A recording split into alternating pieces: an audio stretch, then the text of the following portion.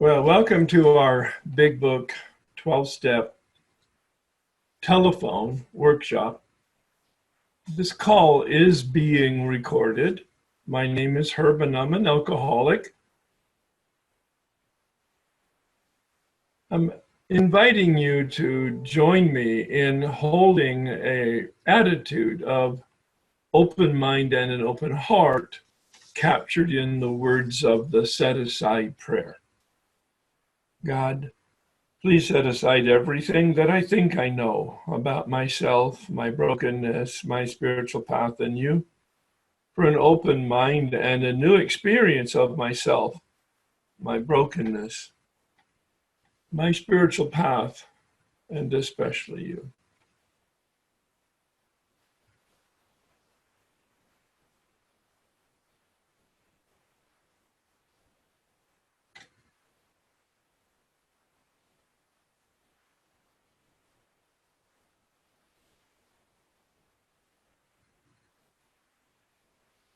Please join me in the serenity prayer.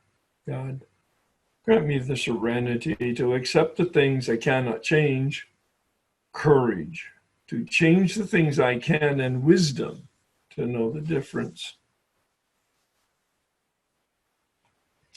Today is July 10th. It's hard to keep track. 2019.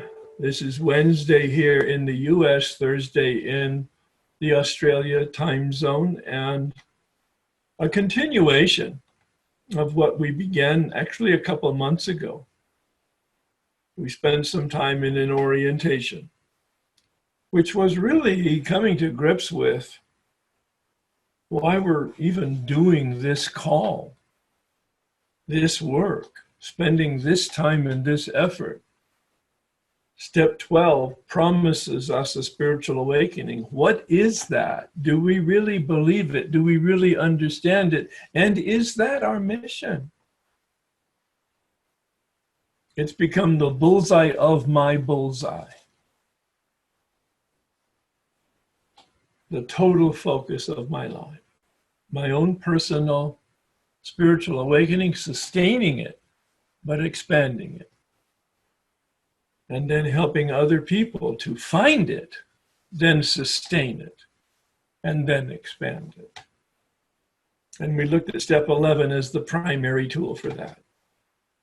Spiritual awakening means wake up consciously. Step 11 is to improve our consciousness. And step 10, hand in glove, inventory with meditation, clears the obstacles in us to our own consciousness. That's the whole point of the approach this year. Going backwards in the steps for a minute so that we understand why we're here and how to make this the most effective journey of our lifetime. Using steps 11 and 10 as the lenses through which we look at step 1. And then taking a look at not only the book's information and instruction, which is brilliant, life-changing, a process, not an event, like the dimmer switch, not the light switch, spiritual awakening versus spiritual experience. A progressive experience. The whole point is to get the information, yes. That's where we begin as human beings. We need to know something and then get instructions as to what to do about it. And the combination is transformative. When we know something and take the action based on that knowledge, we'll have an experience. And although the Big Book Step Workshop will give you an immense amount of broader and deeper information about addiction, about step 1, and about yourself, that will be interesting, but only academic. Unless you take a look at your personal experience and match what the Big Book says,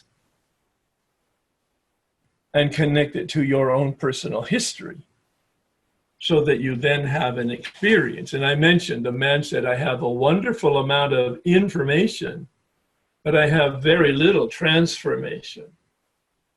I need to bring the academic knowledge into my heart, into my behavior, translating it into an actual experience. And I do that, certainly in prayer, but also following a teacher. All people on a spiritual path need to have a path. That's our 12 steps. Need to have a teacher. For this journey, I am your teacher. I am your spiritual guide. I am your step guide in this very limited context. And we need a community, a path, a teacher, and a community. And we have the community. Certainly you have the basic community of your 12-step fellowship to support you, and your sponsor as an incredibly important part of that. And then the community of this telephone workshop, both the active people, meaning the people that will be called on today, and the listener people, the people that have an opportunity in the following day to ask questions and have a dialogue with me and with each other. And in step one, we'll take a look at two parts, the part before and the part after the dash. The part before the dash is about addiction. The part after the dash is about our spiritual malady. The part of addiction has only two parts. There's only two relevant questions as to whether you're an addict or not. When you start, do you lose control? We looked at that. The doctor's opinion talks about the trigger of a phenomenon of craving, a biological experience, not a psychological, not a knowledge, not a feeling, not a moral, a physiological, biological reaction to a substance or a process over which we have no control. That's our experience. That's not theory. It's not an opinion with you, because if you've done the work of the body worksheet, you've connected your own personal history with the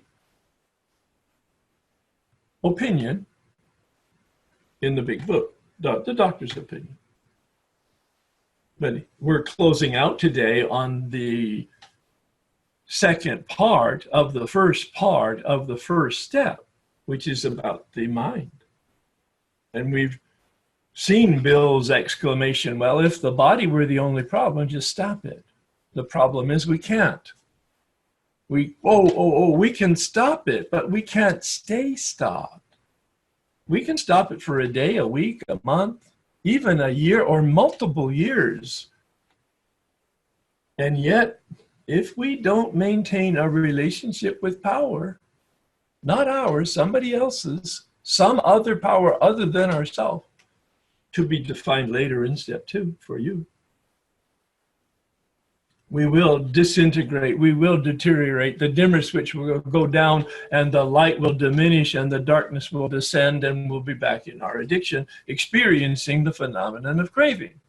That's the whole point of moving forward, of sustaining the spiritual awakening, spiritual experience, of gently staying pressed up against the dimmer switch. We're not cured, Bill says in step 10. We have a daily reprieve.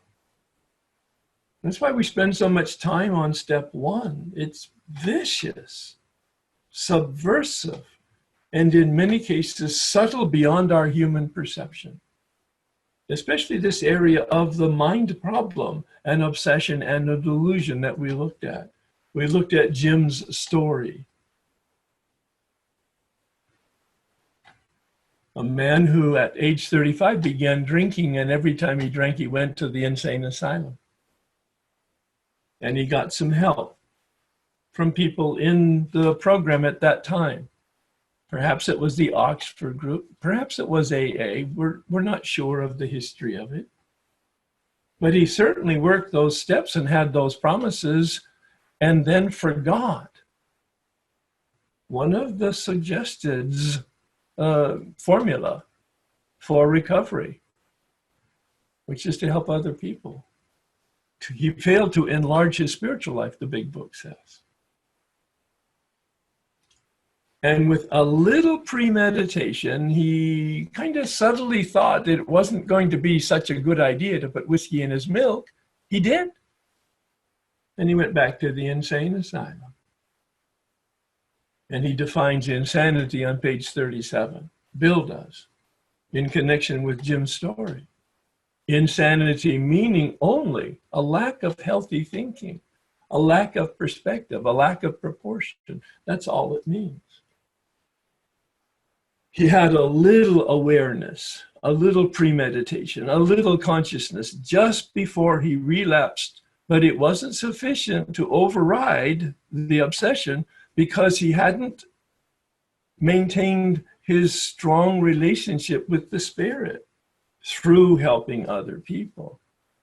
Through helping other people means other-centeredness, which is the antidote to self-centeredness, which is the spiritual malady, which we will see in our next assignment. Assignment 5, which is the assignment for next week. We will begin looking at assignment 5. Many of you have already taken a look because this process has been quite slow, intentionally. I want you to ponder, to read, to reread, to reflect on the material in the big book and your own experience, and to connect it through the mind worksheet this time. Those questions are not a test for an accurate answer. There is no right answer. There's only your answer. And your reflection on it and your answer to it is a reflection on your own personal journey, your own personal footprints on that path, so that you can have a connection between the information about Fred and Jim and connect it to your own experience, your own personal history, so that you can have an experience of, oh my God, I truly am powerless. There's no thought, there's no reading, there's no sponsor, there's no formula, there's no program, there's no prayer, there's no service, there's nothing that I can do to prevent the guillotine from falling. It's on a trigger and I don't control it. And I live daily. I live daily with the high possibility that I will relapse on my own power. Now, does that bother me today? Not one bit. Did it have a profound impact on me in 1991 when, in fact, I took this journey myself for the very first time in this particular area with the mind issue? It was my second time going through the steps. I had done them 3 years earlier. And I'm saying it this way just so that you get an idea. This is a process. We don't get it all. I didn't get it all at once. You might. You have a better teacher. Oops, stop that, Herb. But if you get this, it will be an overwhelming experience that will implode in your gut, in your heart, in the very marrow of your being. There is nothing I can do from preventing the guillotine to fall, except to have an effective relationship with power.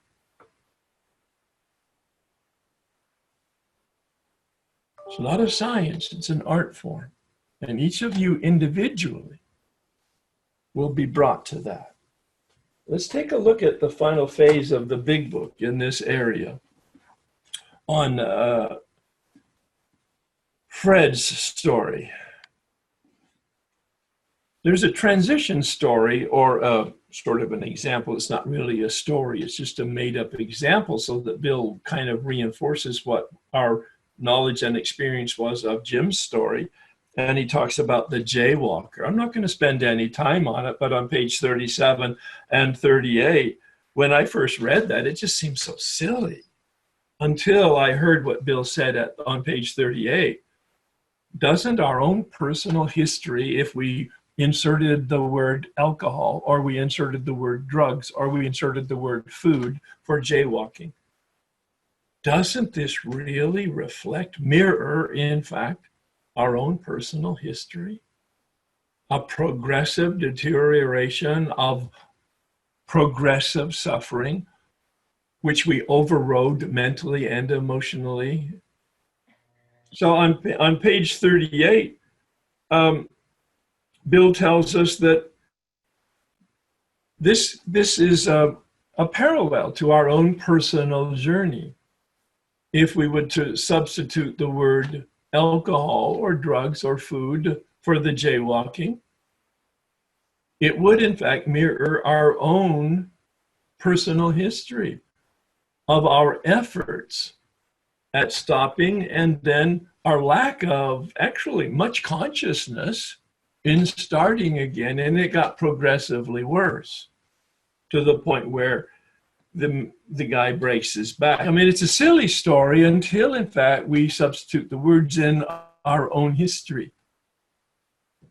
And that began to give me this awareness of my mind is not sufficient to think about clearly, to be conscious of clearly, and to remember accurately.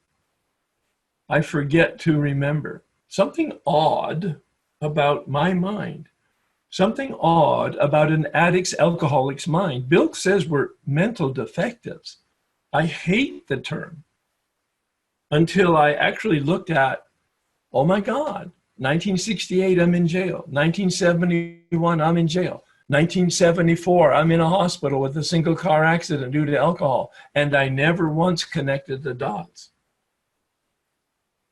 I ate fresh fruit once at age 30 and had a very bad allergic reaction, and I never ate fresh fruit again. And I did not go to Fresh Fruit Anonymous. I had these three catastrophic, very public, very expensive, very legal implication issues, and it never occurred to me that alcohol was a problem. I almost want to stop right now and be speechless. I'm in awe of the depth of the lack of capacity and the lack of awareness that we have. And it's not necessarily just connected to our addiction. I'm sure that you, like I, can relate it to other situations. But then on page 39, he says, we will be absolutely unable to stop drinking on the basis of self-knowledge. Self-knowledge or knowledge of any kind. This is the point we wish to emphasize and re-emphasize to smash home upon our alcoholic readers as it had been revealed to us out of our bitter experience. It's a powerful sentence.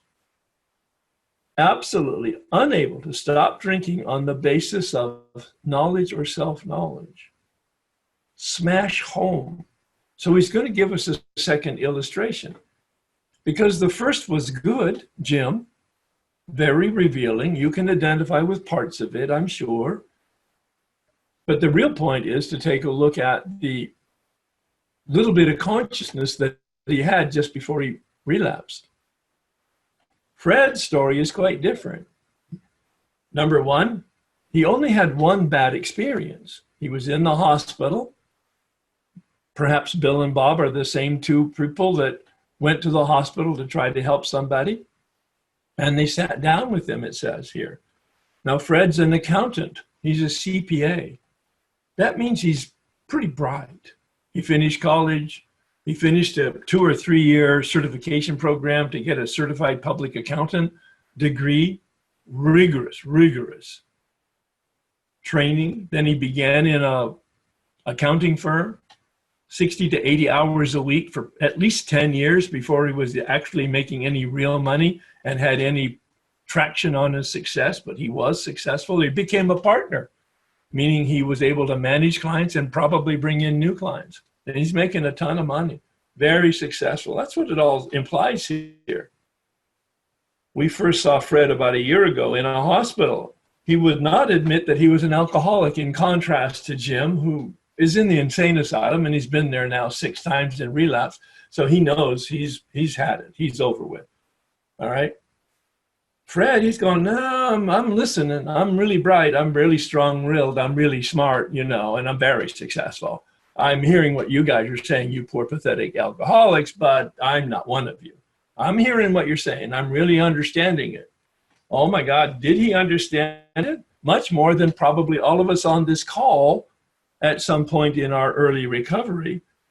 He says on page 40, I rather appreciated your ideas about the subtle insanity which precedes the first drink. How many of us could articulate that? It was only after doing this work at 7 years sobriety that was pointed out to me, and I was able now to understand what Bill is talking about with obsession and delusion. The subtle insanity, obsession, delusion, which precedes the first drink.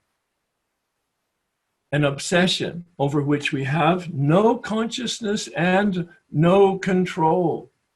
It takes possession of us without our permission and without our consciousness.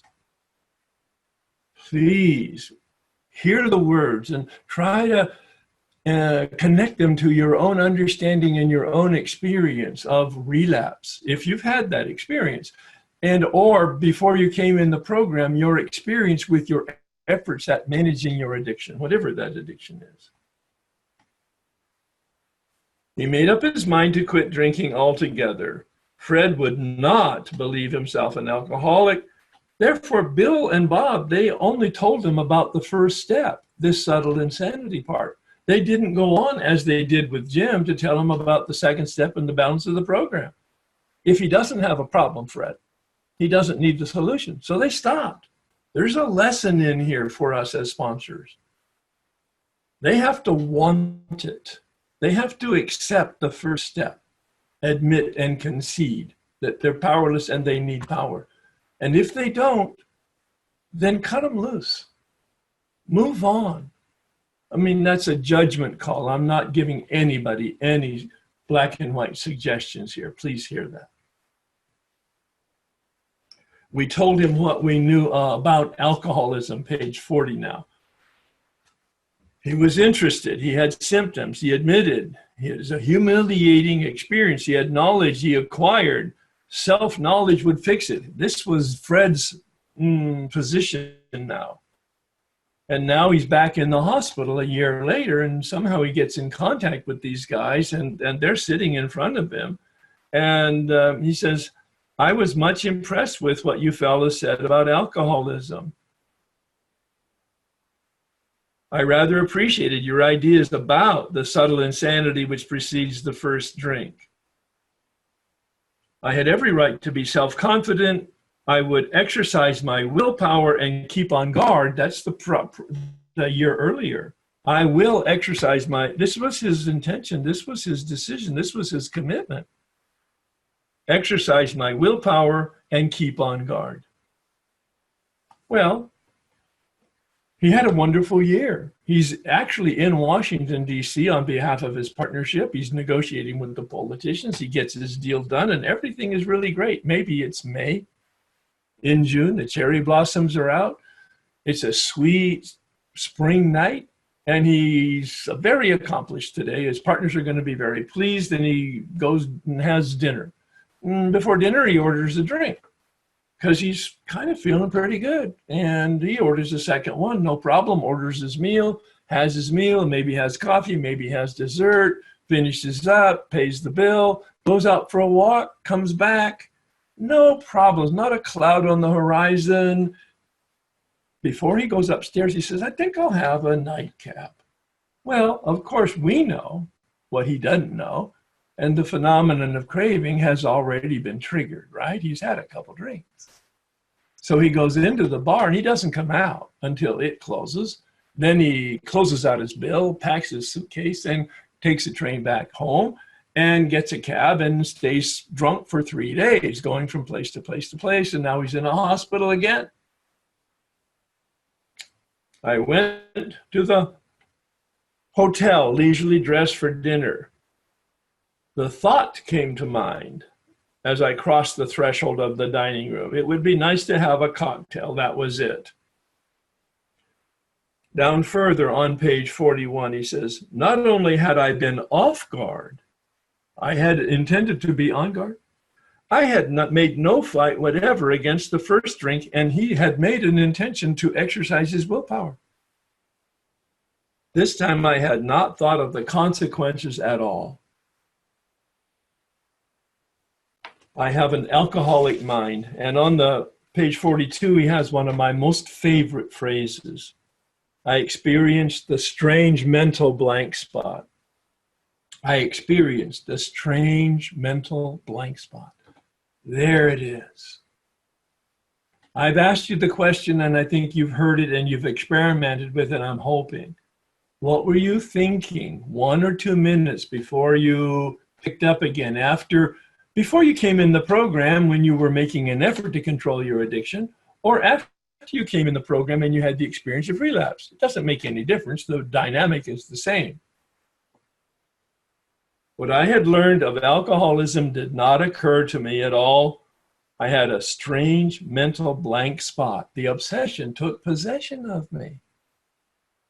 That's the part that just slayed my spirit. Hopelessly defeated. Now these guys are sitting with him and they're grinning, which he didn't like. But they asked him 2 questions. Please, as sponsors, hear this. It's really simple. Are you done? Are you an alcoholic? I had to concede both propositions.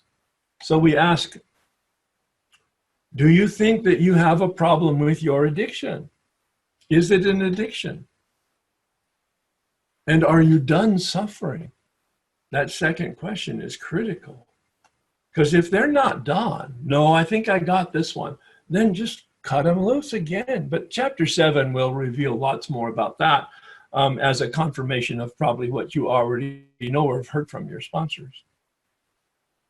I had a hopeless condition and I needed a spiritual answer. So now they give it to him. Remember what I said. A year earlier, all they told him was step 1. They didn't tell him about the balance of the program because he didn't have a problem. He didn't need a solution. They outlined the spiritual answer and the program of action. A program of action, entirely sensible, it meant I would have to throw several lifelong conceptions out the window. That was not easy. Another confirmation of the set aside, attitude and prayer. The spiritual principles would solve all my problems, not just the addiction problem. I'm on page 43. And we have a way of living infinitely more satisfying and more useful. He talks in the next paragraph about hopelessness, and it's going to sound kind of strange, but that's what I pray for you right now over this step 1 examination and journey, that you really do have a physical, visceral, emotional reaction of doom, despair, and hopelessness. Not the darkness will bring you back to a relapse. No, that's not the point. But the darkness will bring you to an experience is, I need the light. I desperately need the light. And I am not the light. And I don't have the light. And I have no ability to create the light. I have the humility to fall on my knees and beg for the relationship, because it's the only solution. The program is not the solution. Meetings are not the solution. Sponsors not the solution. Steps are not the solution. A relationship with the light is the solution. And we get that relationship with all the other components, of course. Once more, the alcoholic at certain times has no effective mental defense against the first drink. Bill thought, as he concluded this chapter, that he was concluding his discussion on step 1. That's why he gives it the springboard to step 2 here. And it's the next page is the next chapter, chapter 4, all about step 2. Once more, the alcoholic at certain times has no effective mental defense against the first drink, except in a few rare cases, neither he nor any other human being can provide such a defense. His defense must come from a higher power. We experience the darkness, and there's no solution except a relationship with the light, with a capital L. But in my experience now, and hopefully it will be yours, he's only addressed the first half of the first step. He hasn't even touched on yet unmanageability and the spiritual malady and the real problem. He has touched on the symptom of the problem, which is the addiction, a problem of the body and a problem of the mind. It is a problem, but it is not the problem. And as you approach assignment 5, please do it the way I've asked you to do it in the assignment. You'll progressively see different parts in 2 different chapters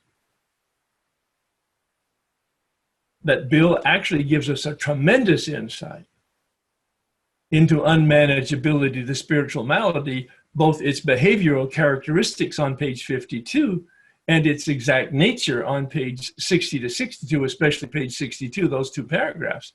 And then pay attention to how that second paragraph on page 62 ends. For me, that's the comparable launching pad into the second step for the spiritual malady, as we just concluded the launching pad into the first half of the first step, from the first half of the first step into step 2. And I'll make more of those comments next week. So let's close with a serenity prayer, knowing that our assignment is assignment 5. It is the most important piece of the step 1 work. They're all important, and progressively so. The body is an issue, but not as important as the mind. The mind is important, but not as important as the will or the spirit. And we'll really deep dive into that over the next couple weeks. God, grant me the serenity to accept the things I cannot change, courage to change the things I can, and wisdom to know the difference. Thanks, everybody.